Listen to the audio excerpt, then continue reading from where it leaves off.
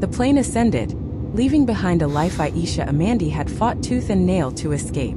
She was exhausted, a ghost clinging to a seat, just another weary black woman seeking a fresh start. But when she opened her eyes again, the window glass was gone. She was the unwilling bride of Min-Jae Kim, one of the most ruthless men in the entire Seoul underworld, a Korean master of strategy who promised protection yet had forged a trap from her own life. Aisha hadn't known real rest in months. Days scrubbing hospital floors bled into nights working in cramped kitchens. Her eyes ached with weariness as she hauled her faded backpack, a lifeline holding the last fragments of her old life, a worn passport, a photo of her late mother, the scent of the West African shea butter she hadn't had time to replace. She found seat 23A, pressing her forehead to the plastic window, hoping the world would simply forget her existence for the next 12 hours. Around her, a symphony of transit, the sharp bursts of laughter from a group of friends, the constant metallic jostle of luggage, the drone of businessmen discussing stocks. Invisible, that's what she was.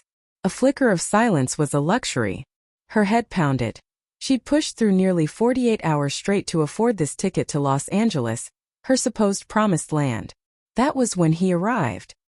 He moved with a devastating, controlled grace that defied the economy-class cabin. Min-Jae Kim slipped into the adjacent seat, wearing a charcoal suit cut with the flawless precision of a chaebol heir. His black hair, thick and disciplined, didn't shift a millimeter. The overhead light caught a cold, platinum gleam on his wrist. He smelled of rare dark vetiver and expensive leather, a scent that cut through the recycled stale air, a clear sign that he did not belong here. Aisha tried to anchor her gaze to the window, but her weary eyes kept drifting. The sharp slope of his nose, the severe line of his jaw, the unnerving stillness of a man who never needed to assert authority because it radiated from his core. Men like him were danger wrapped in silk, and they never noticed women like her, unless they intended to destroy them. She tucked a copper-tipped braid behind her ear, fighting the urge to run. Yet, when she risked another glance, his dark, steady gaze was already fixed on her, assessing her like a piece of complex data. A spark of unnamed fear and heat shot through her. Don't invite trouble, her instinct screamed. The cabin doors sealed shut with a heavy sound. The engines began their low, hypnotic growl. The air between them thickened, taut like a wire right before it snaps. Exhaustion, heavier than any physical weight, began to pull her down.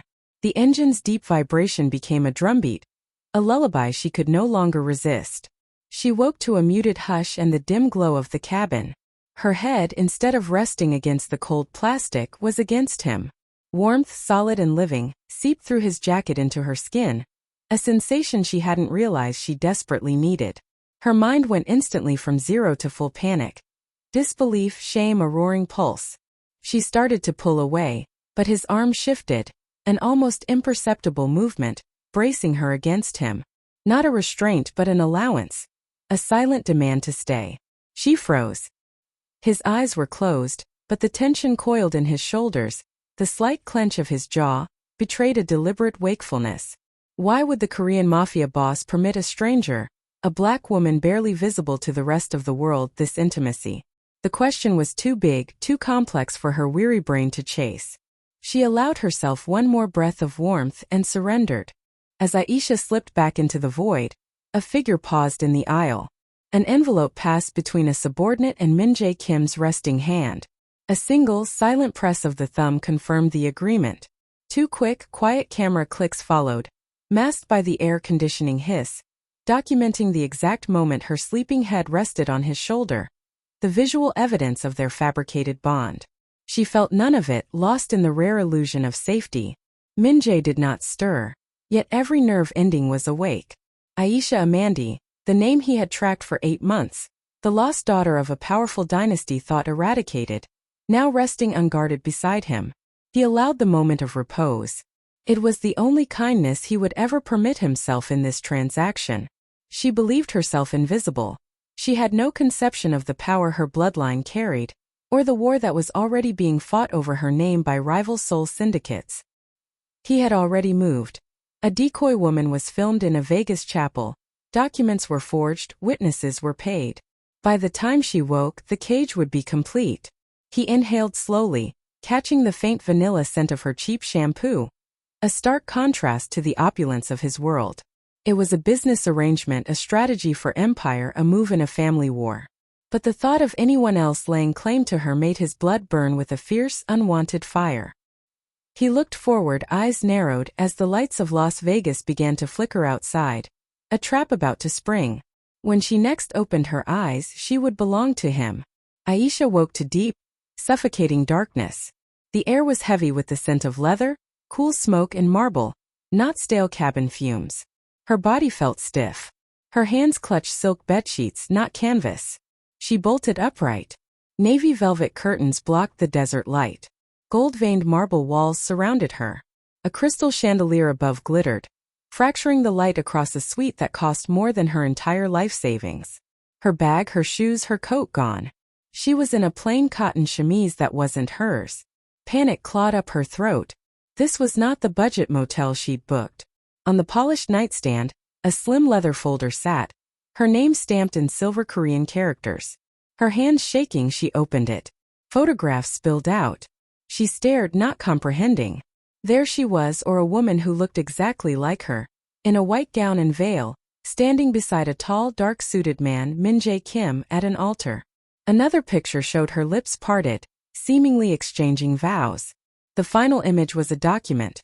A marriage certificate with her name and a signature, her signature, but the loops were too perfect, too steady. A masterful forgery. Her knees buckled. "No," she whispered, staring at his name printed below hers. "This isn't real." The door opened. He walked in, commanding the air, his black silk shirt undone at the collar, dark hair still immaculate. "You're awake," Min-Jae said, his voice low without surprise. Aisha stumbled back against the bed, clutching the folder. "What is this? Where am I?" "Las Vegas," he replied simply. "A suite prepared for our arrival." She shook the photos at him. "These are fake. I was never in a chapel." Min-Jae walked toward a polished table, his gaze indifferent to her distress. "You signed a waiver at the airport days ago for security clearance. You didn't read it. My men were the witnesses. The rest was handled."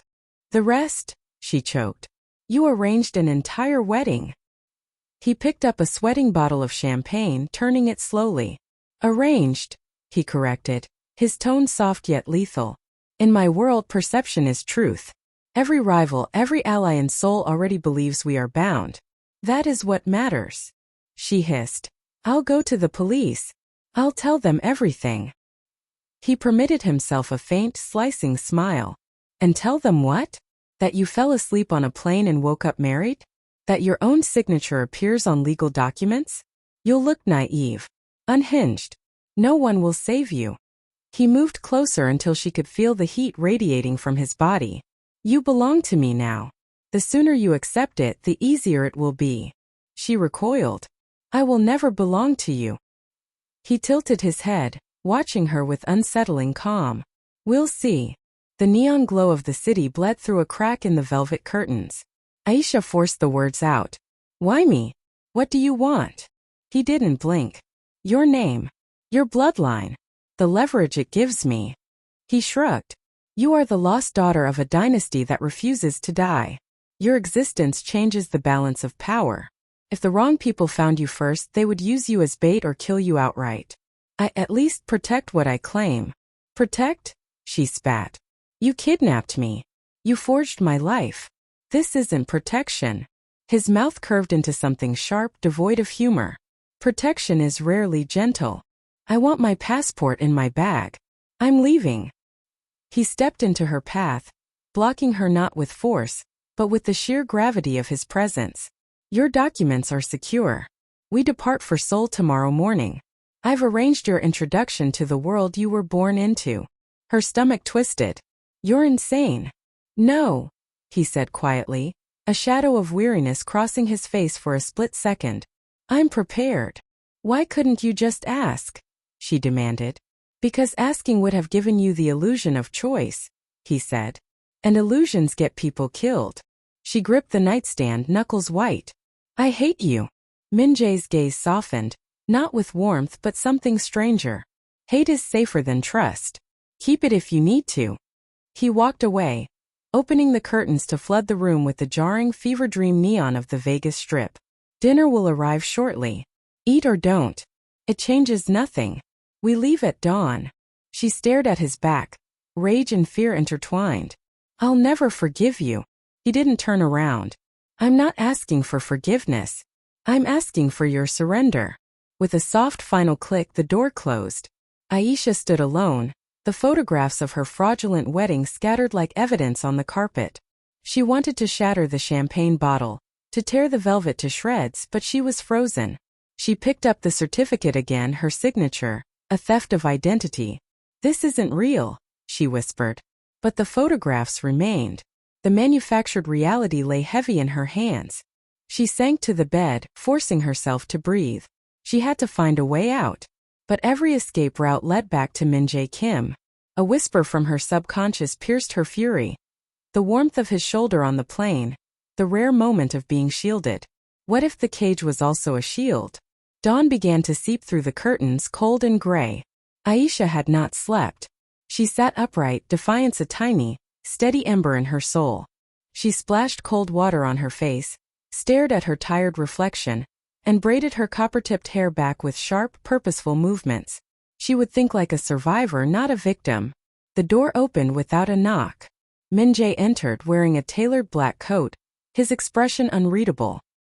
His assistants deposited sleek luggage before vanishing. You're ready, he said, a statement, not a question. I didn't say I was going anywhere, she replied, her voice low but steady. He crossed the room. The plane to Seoul leaves in 3 hours. You're already going.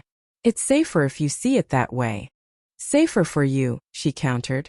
Safer for you, he corrected, unflinching. My family's enemies would kill you on sight if they knew who you were. My marriage is the only reason they haven't tried yet. She laughed bitterly. You forged a marriage to protect me? I forged a marriage to control the narrative, he admitted. Protection is a consequence. And in Seoul, you expect me to smile and play wife? His eyes flicked with something that might have been challenge. I expect you to stay alive. Anything beyond that is optional. Why me? What do you actually want? She asked, quieter this time. His composure fractured slightly. Your father built something my enemies would kill for. You are the only legitimate heir left. Without you their claim dies. With you mine begins. The full weight of the truth, that her barely remembered father was the axis of a Korean syndicate war, hit her like a physical blow. You think dragging me into your world will make me your ally? He shrugged. Ally, wife, figurehead. Labels don't matter. What matters is control. You can control papers, but you don't control my voice, she said, standing taller. Min-Jae stepped closer, lowering his voice. You survived a life of invisible battles long before you met me. You're strong enough to survive this too. But if you try to run now, you won't survive the men outside this room. They don't follow my rules. Silence. She gathered the photographs, evidence for a day she might need it. They left the suite together, moving down to the waiting car. The interior a dark leather cocoon that felt more like a cell. She forced herself to speak. Why drug me? Why forge everything? Why not tell me? He glanced up from his phone, where he was sending clipped Korean instructions. Because you are unprepared. You still are. I would have said no, she whispered. That's why, he said, looking at her at last. I didn't ask. You can't expect me to forgive this. I don't, he said simply. The car sped toward the airport. Do you even care what I want? His gaze met hers, steady and unreadable. I care whether you live. What you want are luxuries. At the private terminal, security was swift and silent. She was guided onto the jet, which smelled of cedar and expensive leather. You can't do this, she whispered, small and defeated. I already have, he said quietly, settling opposite her. As the jet climbed, leaving the neon patchwork of Vegas for the desert, he spoke without looking at her. You'll have a new identity when we land. Legal guardianship. You'll be insulated from anyone who might try to use you. Insulated, she repeated. You mean imprisoned? His mouth twitched, but he didn't answer. She would survive this flight. She would survive Seoul. And she would find a way to dismantle his cage. She glanced at his reflection in the window, For a moment, he looked tired, almost haunted. The jet kissed the runway with a muted thump, slowing its descent into the gray dawn of Incheon. Seoul spread beneath her, a living map of glass and steel. This was the country of the man who owned her freedom. Min-Jae rose immaculate, guiding her down the steps to a line of black sedans, men in dark coats standing like statues. The city's weight pressed in. They drove to his Han River estate, a compound of pale stone and glass, a fortress disguised as luxury. "This is a prison," she muttered, stepping onto the cold, manicured grounds. "This is a fortress," he corrected evenly. "There's a difference." Inside, the suite was pale wood and glass, overlooking the steely ribbon of the Han River. She searched frantically. No phone, no wallet, only endless rows of designer clothes. "The lawyers are on their way," Min-Jae said, entering, carrying a folder. "You'll sign a few things to formalize your new identity." "I'm not signing anything," she said, fists clenched.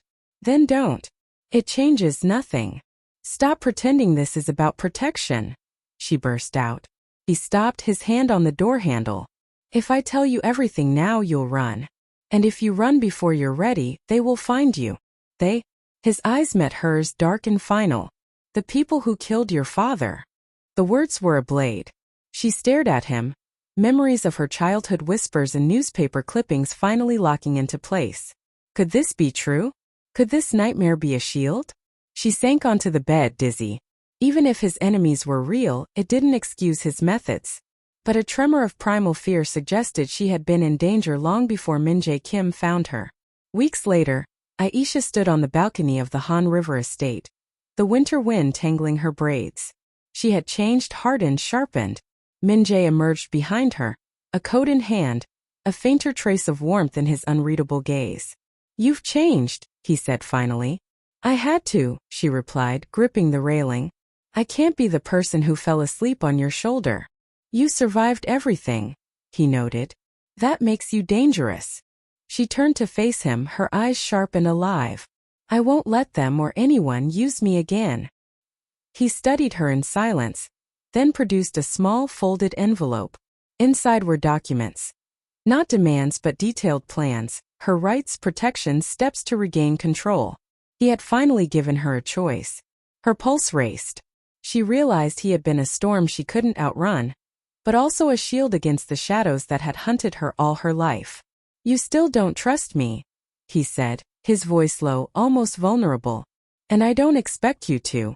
But everything I did was to keep you alive." "Do I belong to you?" she asked, her voice a fragile whisper echoing the plane, the suite, the forged documents. He stepped closer, close enough for the heat of his body to be a boundary. "You never belong to anyone but yourself," he said, almost gently. "But we are bound by circumstance, by danger, and by something neither of us expected." She allowed a faint smile. "And if I decide I don't want to be bound at all?" He chuckled softly, a low, rare sound. "Then you test me. And I." He paused, his gaze locking with hers, intense and unreadable. "I will follow your rules for as long as you let me." The wind shifted, carrying the scent of the city. She took a deep breath, the fragile edge of possibility thrilling her. She would not forget the lies, but she would wear them as armor. She turned her gaze to the horizon, where the lights of Seoul shimmered. The enemies who thought her defenseless, who believed her life could be erased like ink on paper, would discover that she was no longer invisible. And in the quiet, dangerous bond with Min-Jae Kim, she had found a force no one, not even him, could predict. The power of choosing her own path. As the wind whipped her braids, she whispered to the night who had caged her, "I am Aisha Amandi, and I am not yours. I am mine." Min-Jae said nothing. He simply nodded. The tension between them was no longer a cage, but a pact, forged in shadows, danger, and a terrifying, unexpected understanding. The city held its breath, and so did they. The city held its breath, and so did they. Aisha Amandi stood beside Min-Jae Kim, the crisp air of the Han River estate chilling the determination that now solidified in her gaze. She was no longer just defying him. She was claiming her place in the war he had forced her into. The tension that lingered between them felt less like a cage and more like a pact, forged in shadows, danger, and a terrifying, unexpected understanding. The next morning the pact was tested. Min-Jae arrived in her suite, not with lawyers, but with a stylist and an assistant bearing a single stunning hanbok-inspired gown. Severe black silk embroidered with gold thread. "Today you are introduced," he said, his eyes scanning her face for any sign of rebellion. "The choice of clothing is yours, but the role is not. You are the legitimate heir's wife. You will wear your armor well." Aisha met his gaze. She chose the black silk, the color and cut mirroring his own flawless control. It was the uniform of his world, and she would wear it as her own flag of defiance. Leaving the estate felt like stepping onto a stage. They moved in a perfectly synchronized blur of power. The gleaming black sedan, the silent security detail, the seamless transition from the private driveway to the bustling city streets. Aisha watched Seoul rush past, an overwhelming metropolis where her skin, the rich color of dark mahogany, and her copper-tipped braids stood out against the monochromatic precision of the city's elite. She was a foreign element but one bound to the most dangerous man in the frame. Min-Jae took her not to a dinner, but to an exclusive cultural foundation housed in a restored traditional hanok, where the most powerful families, and their rivals, gathered for a private art exhibition. The air inside was thick with money, power, and thinly veiled hostility.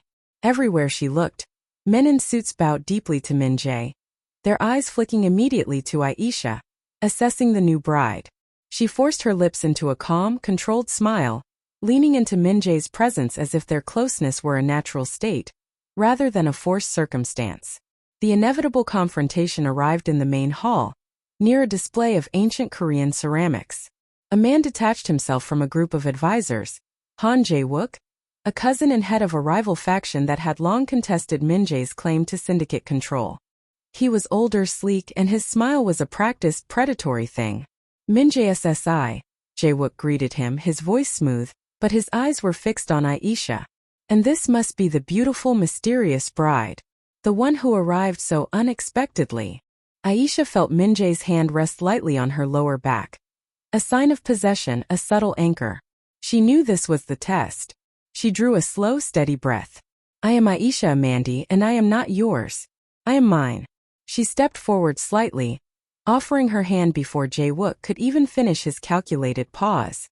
"Jae-wook SSI, she replied, her voice steady and clear, carrying the distinct accent of her upbringing, a jarring element in the room. "It is an honor to meet one of Min-Jae's many business associates. You must forgive my sudden appearance. My husband is a man who prefers efficiency over prolonged formalities." Jae-wook's smile faltered just for a beat, surprised by her immediate cool assertion. He had expected a trophy, a bewildered hostage. He hadn't expected the steel in her spine. "Efficiency, of course," he murmured, his eyes scanning her face, searching for the crack, the lie. "We heard the wedding was private, very private. Few photographs made it to the public domain." Aisha felt her cheeks burn, the humiliation of the forged wedding flashing through her mind. She thought of the perfect, copied loops of her signature. She didn't flinch. "When you marry Min-Jae Kim," she said, tilting her head slightly, "you quickly learn that what matters is not what the public sees, but what the truth is. And the truth is we are bound. As for photos," she added, giving Min-Jae a look of feigned possessive adoration, "we kept them for ourselves. Sentimental perhaps, but essential." Min-Jae did not move, but the tension under her hand eased infinitesimally, a silent acknowledgement of her performance. Jae-wook nodded slowly, his eyes narrowing. He was satisfied for now that she could play the part, but she knew the hunt had only just begun. It was when they turned to leave the ceramics display that the true danger manifested. A waiter, impeccably dressed and gliding silently, passed close behind Aisha.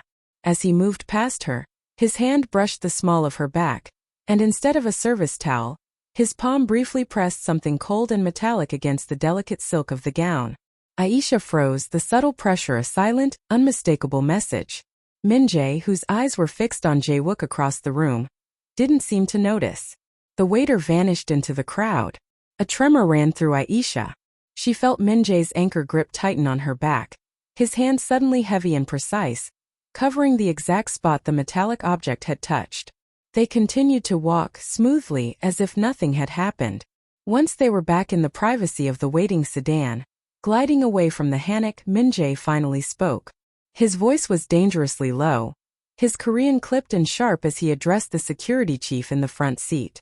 "The waiter," Min-Jae commanded, his gaze fixed straight ahead. "Find him. And the device.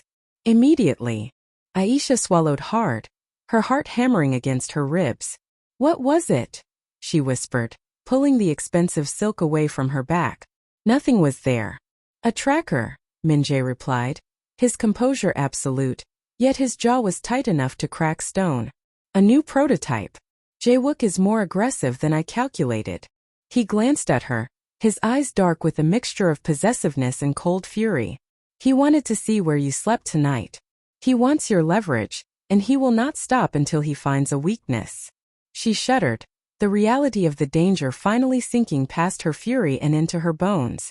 The cage was indeed a shield, but it was a shield they were now defending together. "And you expected this?"